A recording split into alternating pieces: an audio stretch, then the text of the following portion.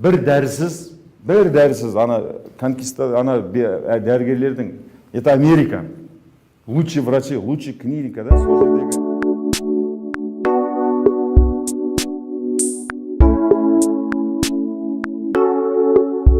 Бір мысал, осындай жүздеген мысал бар. Джо Диспенза шындығында бүгін күннің керемет адамы енді. Мен, наверное, осыған өмір бойы келдім осы неменеге.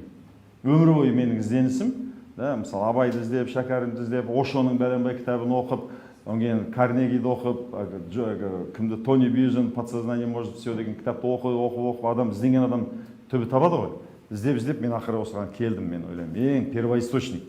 Соңғы 10-20 жылдың ішіндегі адамның болмысын, соның ішінде адамның миын зерттейтін ғылымның жетістігінің бүгін ең шыңы. Ғылым қазір бүйректі ауыстырып, әуелдесін қолдан жүрек жасап жатса, енді айға ұшып, Марсқа ұшып барып келіп жатса, ғылымның жетістігі ғой. Сол жетістікті пайдаланып, біз өзімізді, оңген, мен ойлаймын, бүкіл елді өзгертуге болады да. Қазақтың ғасырлардан келе жатқан жалқаулығының кеселінен болып жатқан өмірінің қысқалығы, біздің аурулығымыз, біздің кедейлігімізді түгел жеңуге болады. Бүкіл халықты.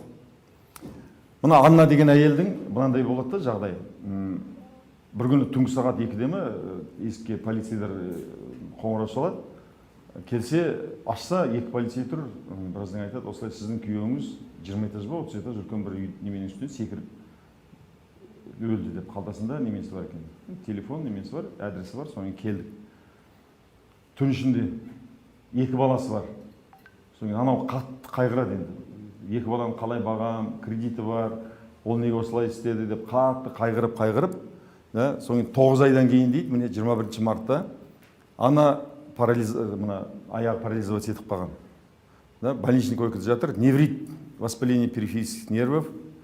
Біраз дәрігер емдегеннен кейін, анализ жасағаннан кейін аутоиммунный система, сбой берген иммунный системасы, паралич обоих ног, соң кейін не могла сдерживать, зәрін ұстай алмайтындай жағдайға жеткен.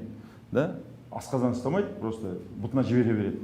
9 айдан кейін сап-сау адам, ешқандай немене жоқ, басқадай тамағынан, наследственный деген ештеңе жоқ, ана үнемі қайғыра бергеннен, переживаниедан төмен қарай. Бояған жерлер тоқтап отыр, да? Даже бүкіл денесін қозғалта алмай қойған дейді. Қосымша стресс алғаннан кейін, дексаметазон деген кортикостероидты немелер береді, дәрілер береді. Препарат, имеющий ослабить иммунную систему, присоединилась агрессивная бактериальная инфекция, с которой врачи боролись большими дозами антибиотиков. Бактериальная инфекция кіре бастайды. Соң клинический депрессия нетеді, да? 2 жылдан кейін клинический депрессия. Соң депрессия түскеннен кейін не істейді? Баласымен ұрысады, кешкеден қайғырып, тағы дәрі ішеді. Она ощущала гнев, скорбь, боль, фрустрация, страх, ненависть. Соң кейін эти влияние, соның бәрі адамның немесіне, әрекетіне әсерін береді ғой, да? Оңген бүкіл дейді. Басында балаларына тиіспейді. Жұмыстағы коллегалары, туған-туысқандардың бәрімен жек көрінішті ұрысып бітеді. Ең соңында кішкентай қызымен нете бастайды. Скандал ете бастайды. Жаңағы бәрінің запускать еткен стресс. Ауру емес, тек қана мына ой. Басында запускать еткен ой. Сол ойлады. Соңен тағы да слизистая оболочка, аузындағы слиз, аузы бола бастайды, язвамен. Соңен ол глоткасына кетеді, тамағына, асқазанына түседі. Эрозивный красный плоский лишай деген ауырға пәле болады. Енді жаңа кортикостероидный мазь нете бастайды. Осы медикаменттерді ала бергеннен кейін сілекей нетмей қалады. Сілекей бөлінбей қалады. Соң кейін сілекей бөлінбей қалғаннан кейін анам тамақ іше алмайды, қатты тамақтарды. Тек сұйық тамақты ғана ішетін болып қалады. Аппетиті жоғалады. Соң кейін осы физический, химический, эмоциональный стресс, физический стресс деген үнемі ауырып тұрады, аузындағы язва, тамақ нетілмейді де. Химический стресс деген сөз денесінде жаңа химический процесс жүріп жатыр. И эмоциональный стресс.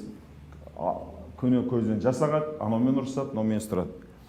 2010 жылы бір неменемен басқа бір еркекпен немете бастайды. Анау енді ананың әйелдің де көңіл күйі жаман, екеуінің арасындағы қандай жақсы қатынас болады. Ананы ұрысып, мазақтап, қорлай бастайды да. Соң кейін ол жұмысынан жоғалтады. Жұмысын жоғалтады, ақшасын бәрін жоғалтады. да, үйін сатуға мәжбүр болады, содан кейін жаңағы проблема правительіне көшіп кетеді. Үй жоқ болғанда қайда барады? Амалсыз ана жауыз күйеуінің көсіне барады, да? Язва бүкіл неменесіне тарай бастайды, слизистый, включая вагину и анус дейді. Жыныс жолдарына дейін тарайды. Иммунный системасы полностью отказ береді. Содан кейін кожные заболевания, аллергия на еду и проблемы с весом. Проблема глотанием дейді, тамақ жұта алмайды, изжога болады. Дәрігерлер не істейді? Жаңа медикамент.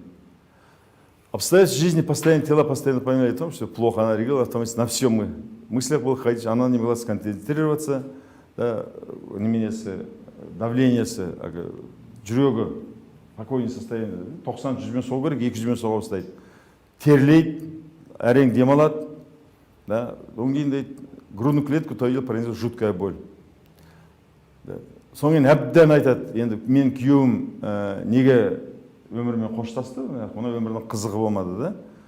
Содан кейін она считала, что хуже сейчас не может, она дейді.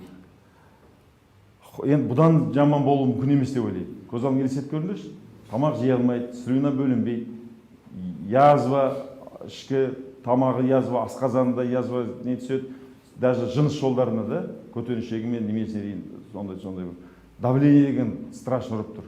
Депрессия айтады. Бұдан төмен болмайтын шығар, енді асыл өлім керек деп отырған кезде, она говорит, ошиблась. 11 жылы январда обнаружили опухоль входа в желудок, диагностировали рак пищевода. Ең страшный рак, пищеводтың рагы, енді жеңілмейтін рак, да? Күнде, соң кейін ақыры не істейді? Ақыры, ана бәріне отказ берді осы медитациямен адамның ойы, ананда ананша ауруды адамның ойы әкелетін болса, осы ойымен енді жаңа жазылып шығуға болады деген түсінік келіп, ана медитация жасай бастайды, да? Енді өзі психолог негізі, мамандығы психотерапевт. Да? Она была депрессия, одновременно мать одинокая, воящая в долгах, не имеющая состояния работы, у нее был рак, паралич, парализован, арбада отыр, да? Язва слизистых оболочек, да? Не было партнера, который помогал бы ей, да? Она может научиться. Но медитации помогли она усвоить, что она может научить свое тело через эмоции, каким будет ощущаться ей будущее, не зря имеющий место опыт.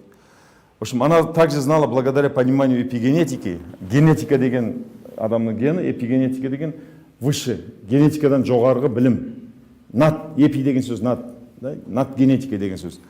Что возвышенные эмоции, такие как любовь, радость, благодарность, вдохновение, сострадание, могут подавать сигналы генам, чтобы те вырабатывали здоровые белки, здоровый белок, да, влияющий на структуру и функции тела. Она полностью приняла, что если химический продукт стресса, өткен жолы химиямен көрсеттім ғой, сол химический продукт, денедегі ой химический неменен жібереді, денеге биохимиялық процесстер жібереді, да, запускает нездоровые гены, ана ауру қайдан келді? Жауыз гендер, да, жауыз гендер келді, да, язваны жасай бастады, ракты оята бастады, сілекей бөлінбейтін қыла бастады, да. Через полное влияние возвышенных эмоций, со страстностью превышающей стрессовые эмоции, жаңағы стресстен де жоғары болу керек та эмоция. Неғұрлым сен қандай стрессте болсаң, ана эмоцияң содан 10-ға, 20-ға, 30-дай немене шығып тұру керек, ананы жеңу үшін. Анадан күші, здоровый эмоцияның күші 10 есе 20 есе артық болуға тиіс, да?